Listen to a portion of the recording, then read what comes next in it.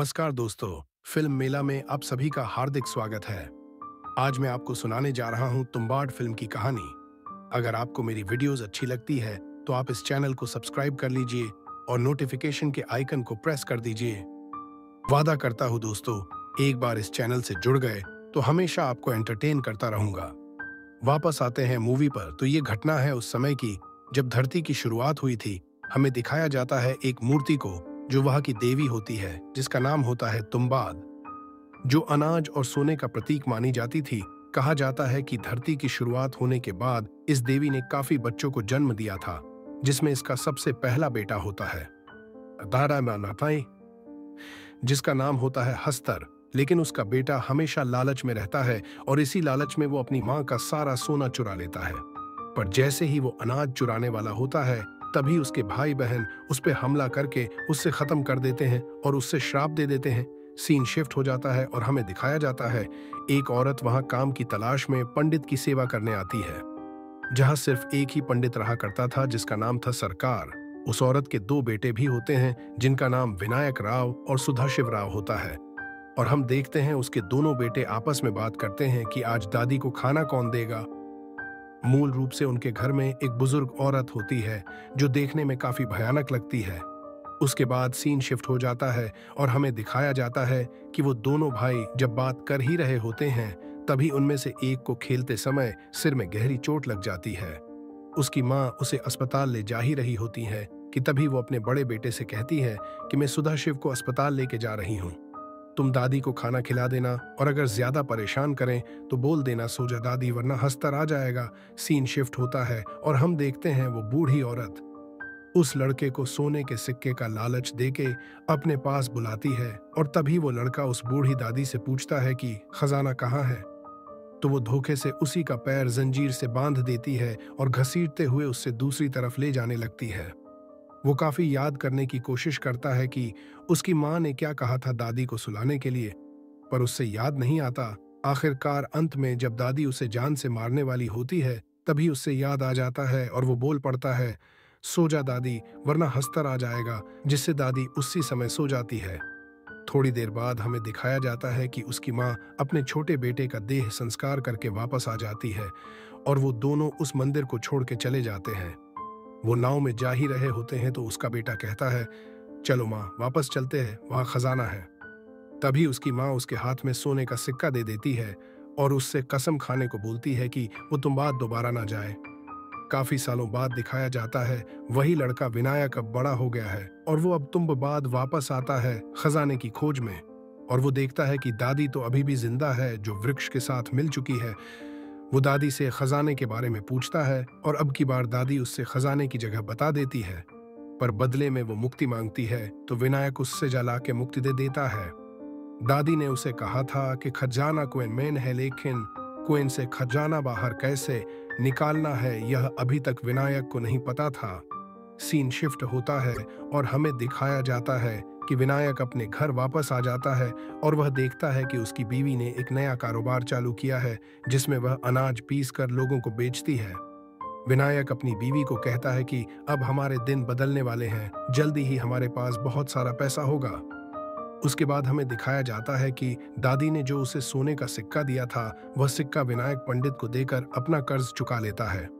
उसके बाद विनायक अक्सर तुम्बाद मंदिर जाता था और काफी सारे सोने के सिक्के लेकर आता था, जिससे उसकी आर्थिक स्थिति ठीक होने लगी थी, वो अमीर होने लगा था। यह देखकर पंडित के मन में लालच आने लगता है तो वह विनायक के पास जाकर हिस्सेदार बनने की मांग करता है, लेकिन विनायक उसे साफ इनकार कर देता है। तो क्योंकि पंडित के मन में लालच आ जाता है, इसलिए वह 2 दिन के लिए एक लड़की को पैसे देता है, जिससे वह विनायक के साथ रहे और पंडित तुम्बाद जाकर खजाने की खोज करेगा। लेकिन वो लड़की भी पंडित की तरह लालची होती है और सोने के सिक्के के लालच में वो सब कुछ विनायक को बता देती है। सीन शिफ्ट होता है और हम देख सकते हैं कि पंडित तुम्बाद आ गया है खजाने की खोज में, जहां पहले ही विनायक मौजूद होता है, जिसको पहले ही पंडित के आने की खबर होती है। इसलिए जानबूझ के वो पंडित को अपना पीछा करवाने का मौका देता है। पंडित देखता है विनायक एक कुएं में जाता है और बाहर आते वक्त सोने के सिक्के लाता है। विनायक के जाने के बाद पंडित भी ऐसा ही करता है। वह जैसे ही कुएं में जाता है, वो देखता है वहां बहुत अंधेरा है और वहां की दीवार भी लाल रंग की है। यहाँ देख के साफ पता चल रहा था कि कोई वहां सांस ले रहा है। जैसे ही पंडित कुएं के सबसे निचले हिस्से में पहुंचता है, वो देखता है वहां एक आटे की गुड़िया रखी हुई है, जो कि विनायक ने ही उसके लिए रखी थी। वो जैसे ही उस गुड़िया को उठाता है, हस्तर को आटे की महक आ जाती है और वो उस पर हमला कर देता है। उसके थोड़ी देर बाद में वहां विनायक आ जाता है और वो देखता है कि पंडित का भी वही हाल है जैसा उसकी दादी का था। उसको पंडित की हालत देख के तरस आ जाता है, तो वो पंडित को उसकी जान से आजाद कर देता है। असल में हस्तर का यह श्राप था, वो जिसको भी काटेगा वो इंसान हस्तर की जगह ले लेगा और हमेशा के लिए जिंदा रहेगा। जैसे कि विनायक की दादी थी, लेकिन साथ ही साथ उसकी बॉडी भी पूरी तरह खराब हो जाएगी। सीन शिफ्ट होता है और हमें कुछ सालों बाद का मंजर दिखाया जाता है, जहां विनायक का एक बेटा होता है जिससे वो एक ट्रेनिंग ग्राउंड बना के देता है, जहां वो चेक करता है कि उसका बेटा कितनी देर में रस्सी से चढ़ के नीचे उतर रहा है।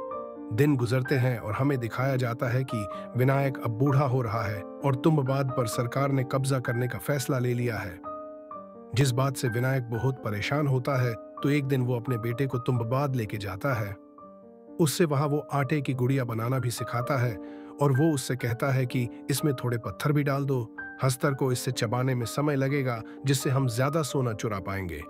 तभी हम देखते हैं अभ्यास के लिए बनाई हुई गुड़िया गलती से उसका बेटा अपने साथ ले आता है, जिससे होता यह है कि हस्तर उन पे हमला करने नजदीक आ जाते हैं, जहां उसका बेटा थोड़े से सोने के सिक्के हस्तर से ले लेता है।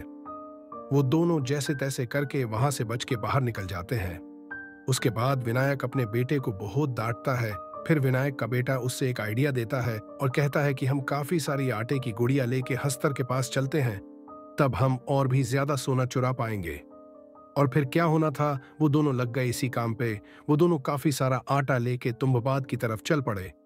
पहुंचने के बाद वो सबसे पहले कुएं के चारों तरफ आटे से एक घेरा बना लेते हैं अपनी सुरक्षा के लिए, जिससे हस्तर उन पे हमला ना कर पाए। और हम देखते हैं वहां वो बहुत सारी गुड़िया बनाते हैं और जैसे ही वहां वो गुड़िया फेंकने वाले होते हैं, तभी वो देखते हैं वहां हस्तर की तादाद बढ़ गई थी, क्योंकि आटे की गुड़िया भी उनके पास ज्यादा थी। लेकिन हस्तर उस आटे के घेरे को पार नहीं कर सकता था, क्योंकि उसने अपनी मां से सारा सोना चुरा लिया था और अनाज चुराते समय उसके भाई बहनों ने उसको श्राप देके मार दिया था। काफी देर हो चुकी थी उन दोनों को उस घेरे में और वो इंतजार कर रहे थे कब ये सारी गुड़िया खत्म होगी, जिसका इंतजार करते करते विनायक का बेटा थक के थोड़ी देर के लिए वही सो जाता है। और हमें दिखाया जाता है कि विनायक एक बड़ी सी आटे की गुड़िया के काफी सारी छोटी छोटी गुड़िया बना के अपने शरीर पे बांध लेता है, क्योंकि उन दोनों में से एक का बलिदान देना जरूरी था। अपने बेटे को बचाने के लिए विनायक कुएं से बाहर आ जाता है, जिससे हस्तर उसका पीछा करते हुए बाहर निकलते ही भस्म हो जाते हैं। और अब विनायक भी उस कुएं से बाहर आ जाता है, तो वो देखता है उसके पिताजी की भी वही हालत हो गई थी जो उस दादी और उस पंडित की हो गई थी। और वहां वो अपने बेटे को सोने के सिक्कों की पोटली देता है और कहता है, ये लो बेटा, यही चाहिए था ना तुम्हें। तो तभी उसके बेटे को उसकी कही हुई बात याद आती है कि ऐसी जिंदगी का क्या फायदा जब तुम्हारी पूरी जिंदगी इतने दर्द में निकले तो। और इसके कुछ पल बाद ही वो अपने पिताजी की बॉडी में आग लगा देता है। इस कहानी से हमें यह शिक्षा मिलती है कि लालच का कोई अंत नहीं। लालच एक बहुत बुरी बला है। इसी के साथ ये मूवी यही खत्म होती है। फिर मिलेंगे एक और दिलचस्प मूवी के साथ। अलविदा दोस्तों।